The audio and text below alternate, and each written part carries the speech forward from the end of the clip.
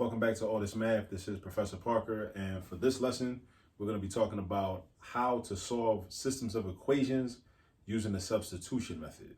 All right, so systems of equations using the substitution method. There are three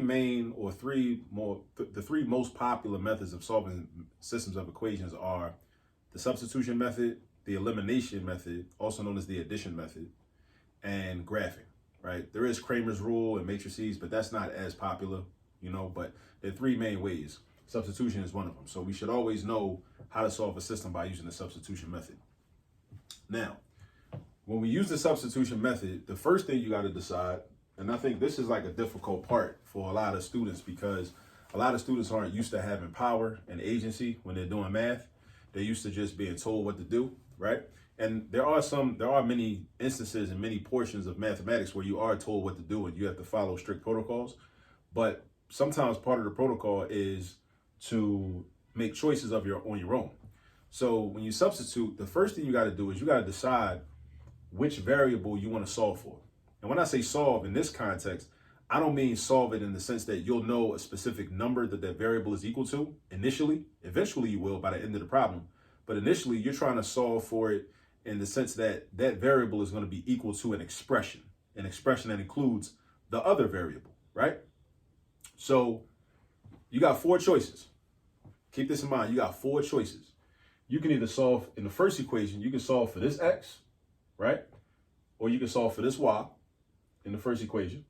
Or in the second equation, you can solve for this x, or you can solve for this y. Meaning you can isolate x by itself and then have an expression on the other side of the equal sign that x is equal to. Or you can isolate the y by itself and then have an expression on the other side that the y is equal to. Same thing with this x and this y. Now, what I like to do is I like to make a choice based upon what will require the least amount of work or what will give me a problem that's not as messy, right? Because you don't want things to be messy, right? I'm looking at this second equation and I see negative 4x plus 3y equals negative 3, 4. And I know that if I try to solve for x, this is going to be messy. You know why it's going to be messy? Because it is negative 34. Negative 34 don't have a lot of factors. So no matter what, if let's say I tried to solve for x, right? I would have to move the 3y over, and then I'd have to divide everything by negative 4. Now I know that 3 is not divisible by 4, and I also know that 34 is not divisible by 4. So that means I'm going to have two fractions. That's messy. Fractions are messy. You want to avoid fractions whenever possible. I mean, we should use fractions and know how to use them, know how to manipulate them, and know how to deal with them when we see them in problems. But we can avoid them if we can. If we can, not have to even deal with fractions in the first place, because fractions require more work, right? And it makes the problem messy, right? So you don't want the problem to be messy, all right? Now, but if in the top equation I look up here, and let's say I want to solve for x, I know that 72. So if I want to solve for x, I'm gonna slide this negative 6y over, and then I'm gonna divide everything by 9 to isolate x by itself. I know 72 is divisible by 9, so that's going to give me a whole number, which is cool because that makes the math easier, having to deal with whole numbers as opposed to fractions. 6 is not divisible by 9, but 6/9 is just 2/3. So, but in this case, think about it like this. If you solve for a variable in the first equation, you're going to end up with one fraction in your expression. If you solve for anything in the second equation, you're going to end up with two fractions. So I would rather have one fraction than two. So that's something to keep in mind. And as you're using the substitution method and solving systems of equations, you want to think about, what variable should I solve for that's going to require the least amount of work? And what I just described to you is some of the thought process that you can apply on your own, right? To think about, okay, well, maybe I should solve for x in the top equation, or maybe I should solve for y in the bottom equation.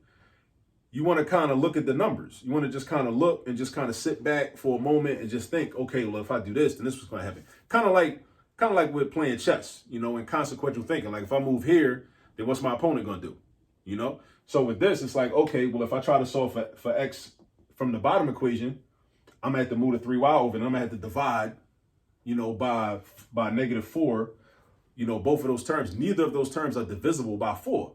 So I'm going to have two whole fractions. And I don't want fractions. So think about it that way, right? When you're using the substitution method. All right. So what I would do is I'm going to just go ahead and solve for x from the top equation. So this is how I set it up. I'm going to draw an arrow, and then I'm going to have 9x is equal to, now I'm going to move the negative 6y to the right side, or transpose. We call that transposing. When we just move terms from one side of the equation to the other side of the equation.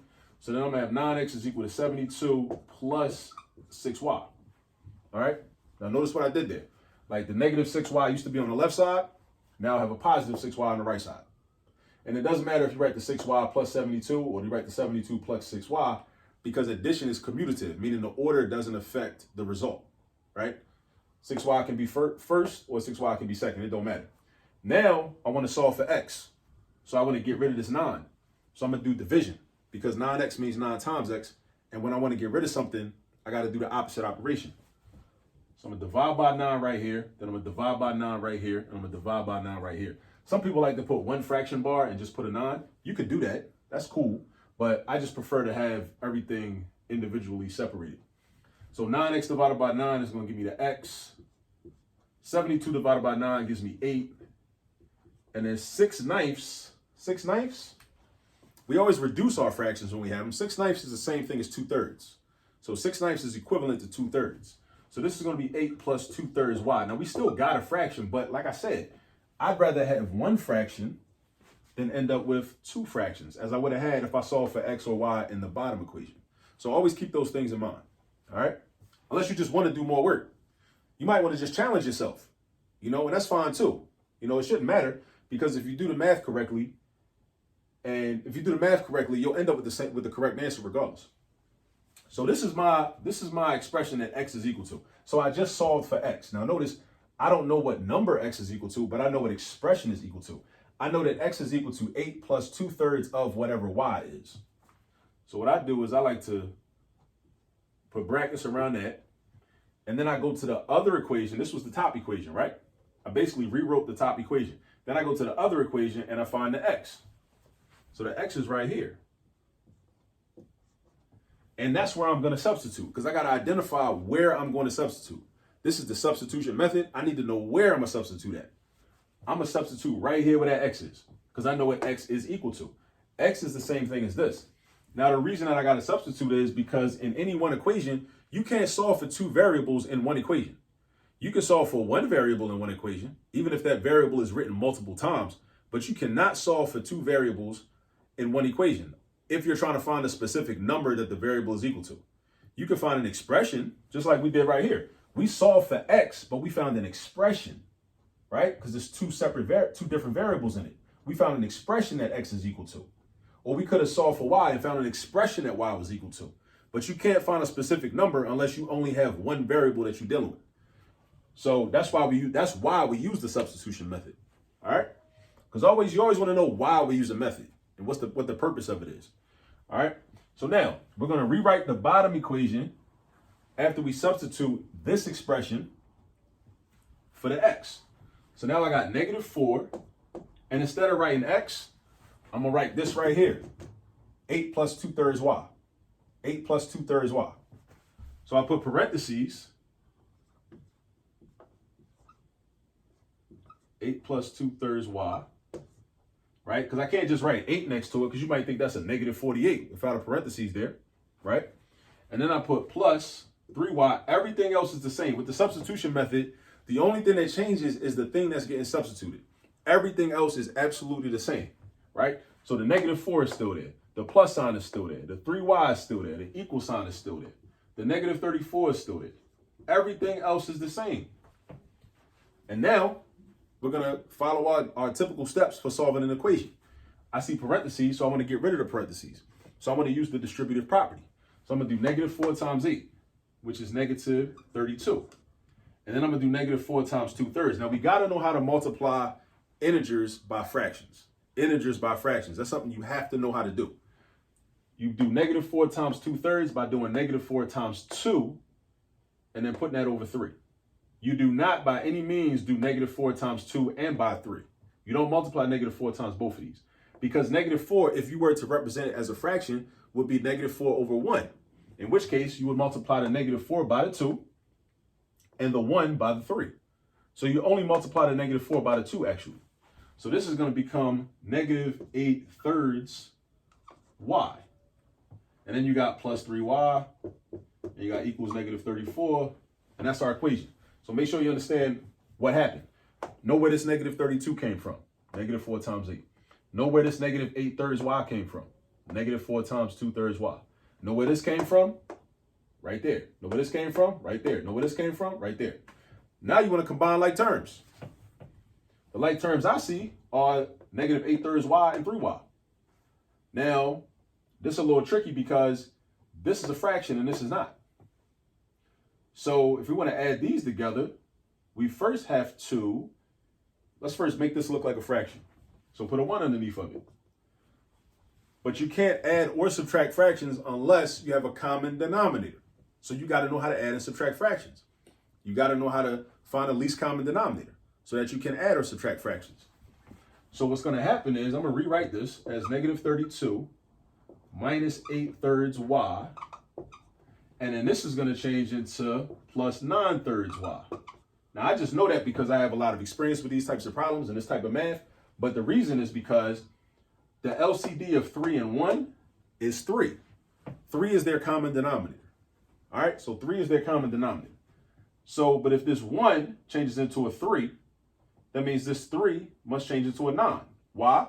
Because we basically did 1 times 3. So if I did 1 times 3 on the bottom of the fraction, I'm also doing 3 times 3 on the top of the fraction. And 3 times 3 is 9. So that's where the 9 came from. And that's where the 3 came from, the fact that the LCD, or least common denominator, of 3 and 1 is 3. So when you're doing math problems, always know where everything came from. From step to step, things are going to change. But be responsible for knowing why everything changed. And if you don't understand why something changed, then ask that question. Or check your notes and check a previous problem to see why something changed. So then we got our equal sign and we got negative 34. And now we can combine these two. So negative 8/3 plus 9/3 altogether, that's 1/3. Because that's the same thing as doing 9/3 minus 8/3. So we got negative 32 plus 1/3 y is equal to negative 34. So negative 32 plus 1/3 y is equal to negative 34. All right. Now I'm trying to solve for y. So I'm going to get rid of this negative 32 and I'm going to get rid of this 1/3. I'm going to get rid of the negative 32 first by doing the opposite operation, which is adding 32. So I'm going to do plus 32 right here. And because we deal with balance, like Mayat from ancient Kemet, right? If I add 32 on the left side, I also need to add 32 on the right side. So then I got plus 32 over here. These cancel out. This comes down. Negative 34 plus 32 is negative 2. And now I got to get rid of the 1/3. So in order to get rid of the 1/3, the opposite of multiplying is always dividing. But think to yourself, what happens when you divide by a fraction? When you divide by a fraction, you end up multiplying anyway. But you multiply by, not by the same number, but you multiply by the reciprocal of the fraction. The reciprocal of 1/3 is 3. Because the reciprocal means you take the numerator and put it at the bottom, you take the denominator and put it at the top. So the reciprocal of 1/3 is 3 over 1, which is the same thing as just 3. So that means we're going to multiply this side by 3, and we're going to multiply this side by 3. So we got 3 over here. These 3's cancel out, leaving us with y. 1y, which is the same thing as y. But again, Mayat, ancient Kemet, balance. If we multiply by 3 on the left, we multiply by 3 on the right. So y equals negative 6, not positive 6, because remember what happens when we multiply a negative by a positive. When we multiply a negative by a positive, our product is always negative. Remember that. So we got y equals negative 6. All right. Now this is kind of the beauty, one of the beauties of the substitution method.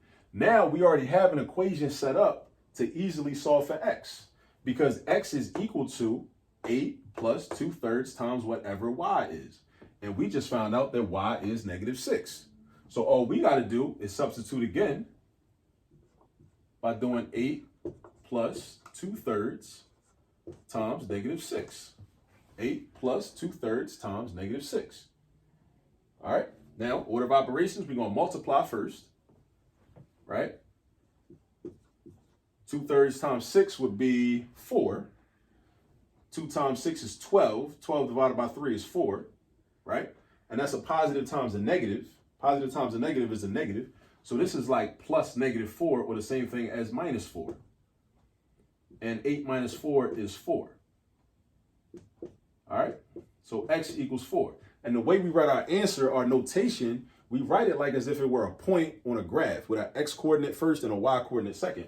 So we would write our answer 4, comma, -6. But we should always check our work. So you go back to the original system, right? Substitute in these values for x and y and make sure that you get true statements. Because if you don't, that means there's a mistake somewhere and we got to go find a mistake. So x is 4, y is -6. So that means that 9 times 4 minus 6 times -6 should equal 72.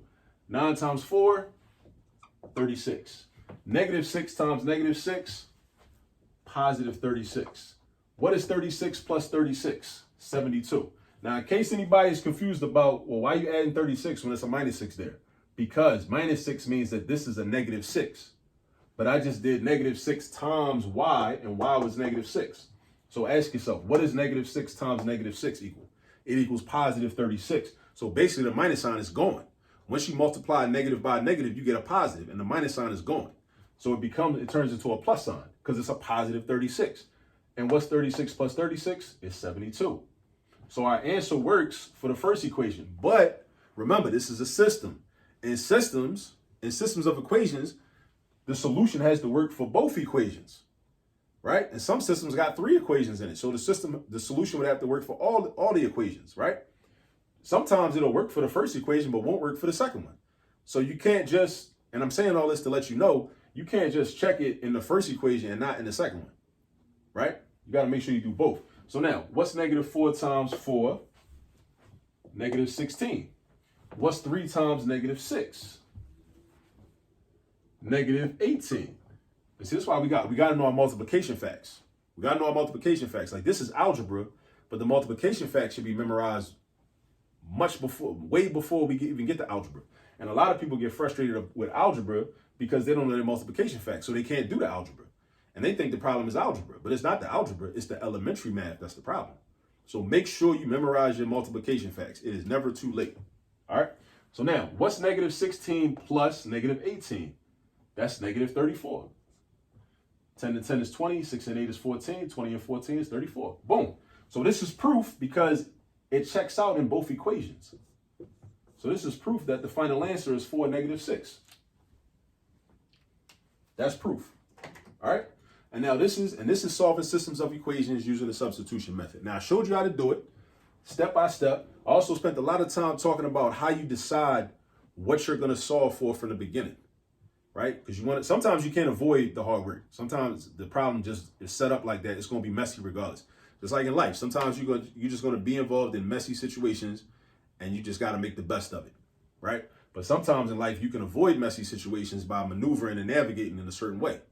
All right. Same thing with math problems. You can avoid messy situations by not dealing with messy situations and instead, circumnavigating. And, like I did, I was like, man, I ain't messing with that second equation. I'm going to stay right up here with this joint right here. I'm going to just go ahead and solve for x. X equals 8 plus 2/3 y. And I'm cool, right? And you see what happened, right? It wasn't too bad. I mean, it was a couple fractions down here, but it wasn't too bad. Nothing too crazy, right? But now I showed you how to do it. Now go get some practice because that's when you really learn. You learn when you go do the practice and you do a lot of problems all by yourself. All right? That's when you really learn. That's when you really commit these processes to memory and you develop your mathematical muscle memory. All right? And I will see you on the next video. Peace.